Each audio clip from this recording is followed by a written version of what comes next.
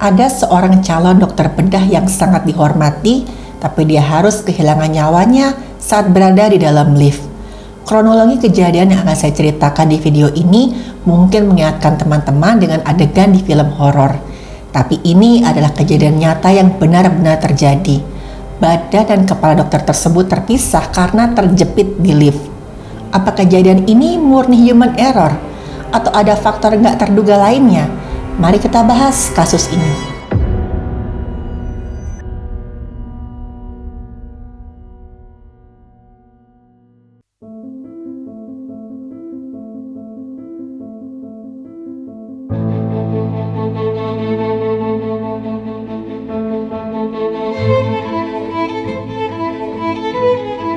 Halo, saya Dr. Stefani.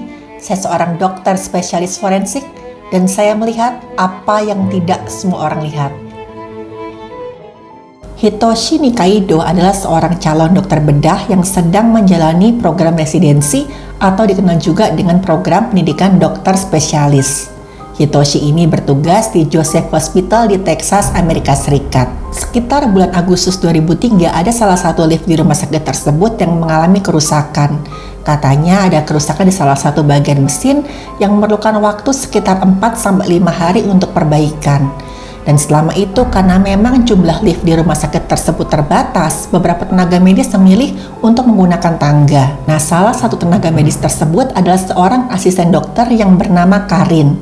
Sampai suatu hari di hari Sabtu, si Karin ini ngelihat kalau tanda lift dalam perbaikan yang tadi terpasang depan pintu lift itu sudah dilepas. Si Karin seneng nih, akhirnya ya saya nggak perlu naik turun tangga lagi. Karena memang lift di rumah sakit tersebut itu terkenal agak lama. Jadi biasanya staf medis itu akan menunggu di tengah-tengah antara satu lift dengan lift lainnya.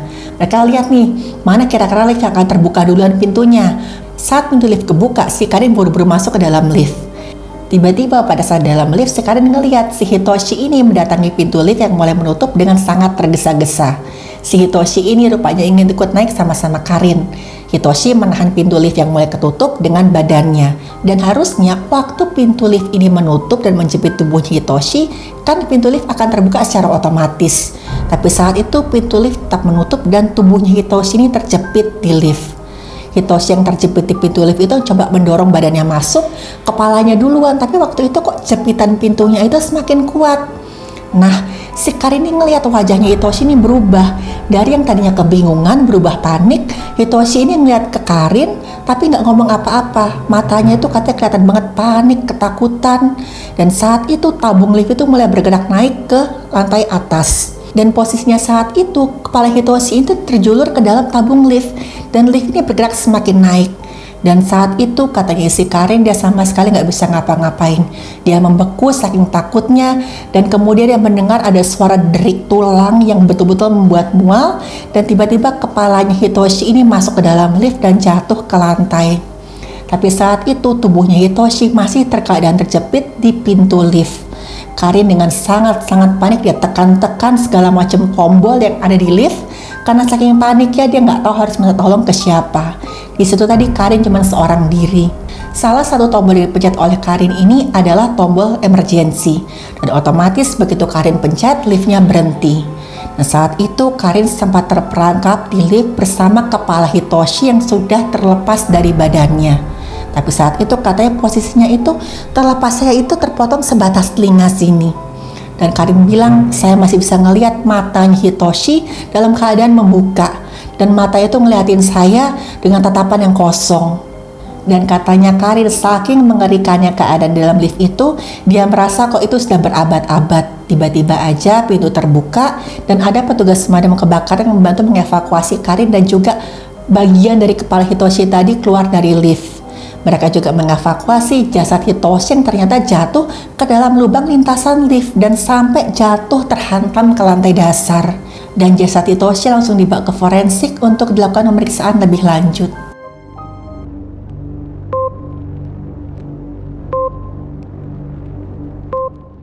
Kondisi jasad Hitoshi saat itu sudah terpisah menjadi dua bagian.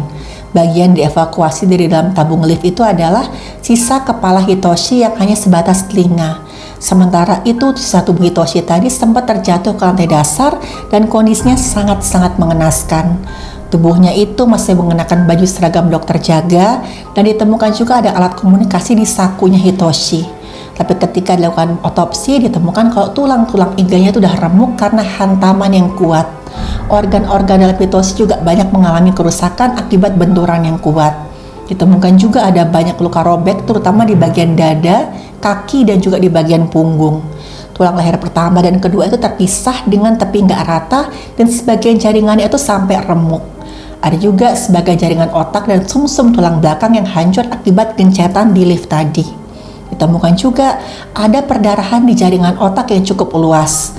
Dan dokter menetapkan sebab kematian si korban ini alias si Hitoshi adalah kekerasan tubuh di bagian leher dan kepala yang mengakibatkan rusaknya jaringan otak. Jadi ketika kepala terpisah dari badan, maka akan ada pemutusan pembuluh darah dan juga jaringan saraf yang ada di leher.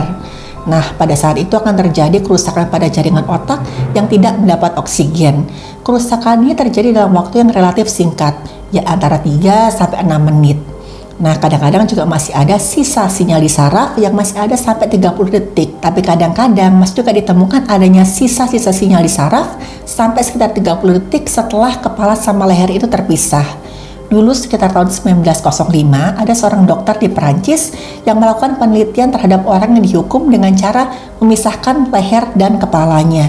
Dan dokter ini menemukan setelah benda tajam itu memisahkan kepala dan leher, mata itu masih bergerak-gerak selama kurang lebih 30 detik.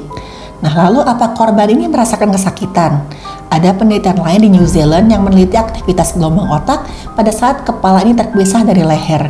Tapi sekali ini penelitian ini menggunakan hewan coba tikus. Dan mereka menemukan bahwa setelah kepala ini terpisah dari leher, ternyata masih ada terekam aktivitas di otak selama 10-15 detik. Dan aktivitas ini terlihat paling aktif di bagian otak yang merespon rasa sakit. Jadi kok dilihat dari pemeriksaan ini, artinya tuh tikus hewan cobanya ini tuh masih bisa merasakan kesakitan selama 10-15 detik. Dan Hitoshi kehilangan nyawanya memang dalam waktu yang relatif singkat. Dan saat itu kepergian Hitoshi yang sangat-sangat tragis benar-benar menghebohkan isi rumah sakit. Dan pihak yang berwenang segera melakukan investigasi lebih lanjut.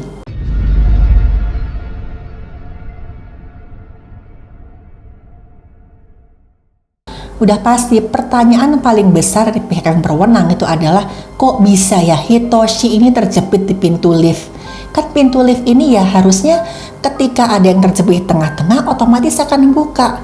Itu kalau sensornya berjalan dengan benar. Lagi pula juga lift ini kan baru juga diperbaiki, bahkan makan waktu 4-5 hari. Dan sudah dinyatakan lift ini sudah layak pakai. Pihak yang berwenang kemudian melakukan investigasi, melibatkan ahli, dan akhirnya ketahuan apa penyebab pintu lift tadi nggak langsung buka ketika Hitoshi terjepit di tengah-tengahnya. Karena saat itu ditemukan bahwa ternyata memang ada kesalahan saat pemasangan sensor lift. Ada satu kabel yang salah tempat pada saat dilakukan pemasangan.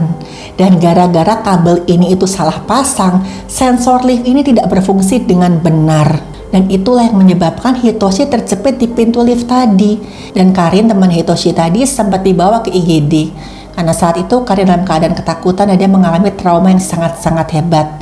Tapi setelah tenang, Karin pun memberikan keterangan ke pihak yang berwajib. Dia cerita, waktu lift tadi naik, saya tuh sempat menekan tombol darurat. Tapi saat itu kok tombol darurat itu nggak berfungsi.